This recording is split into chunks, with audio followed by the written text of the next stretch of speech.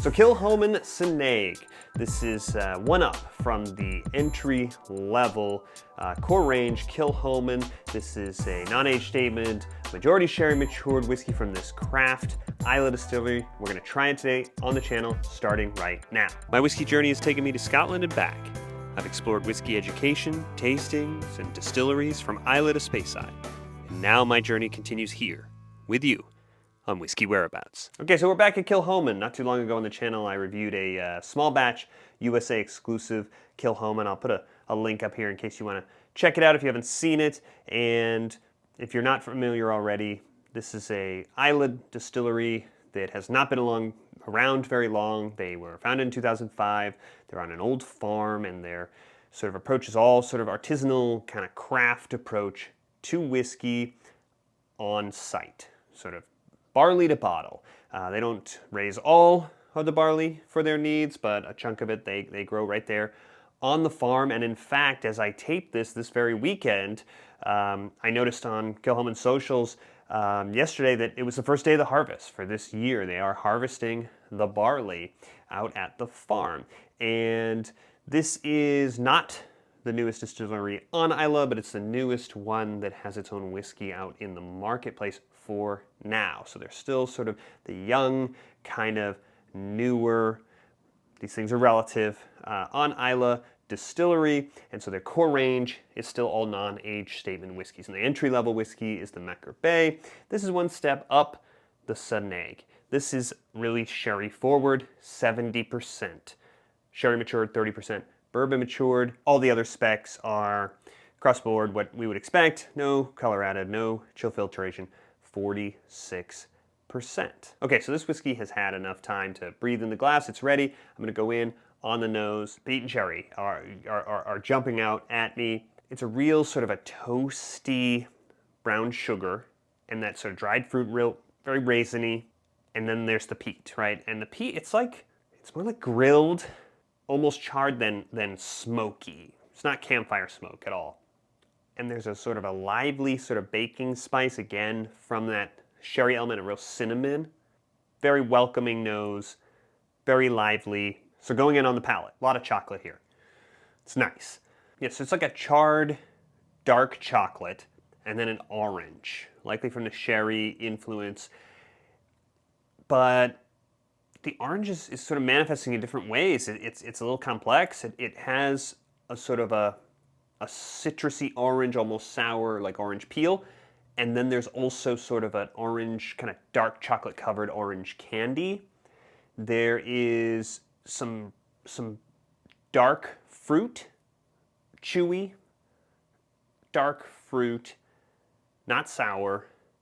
And there's an ashiness from the peat on the palate. So let's double back for the finish now. Check it out. Yeah, it stays with you. Definitely medium bordering on long. Sort of a cascade here in the effect. It's a big plume of smoke.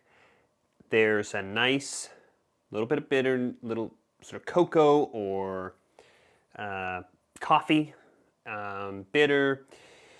There's that smoke now. Not as much as the ash, kind of smoke kind of lingers with you in the sinus. And it's sort of a toasty kind of brown sugar that is kind of still there as that, those bigger, the more bitter, the bigger sort of smoke kind of fades. You do still are hanging on to that very pleasant, nice little ping of that just toasty, mildly sweet that's what's left as the finish goes long. It's a very, very nice finish. It definitely invites going back. This is a very, very drinkable whiskey. These are some big, bold flavors we're talking about, but this is an easy sipping whiskey at the 46%. It certainly doesn't need water. We're going to see if any of the water will open anything else up in the whiskey here. Just take a little look at how much I have left and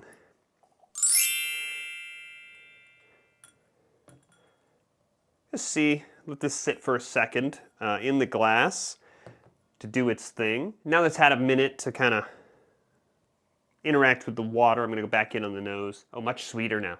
sticky, very brown sugar forward.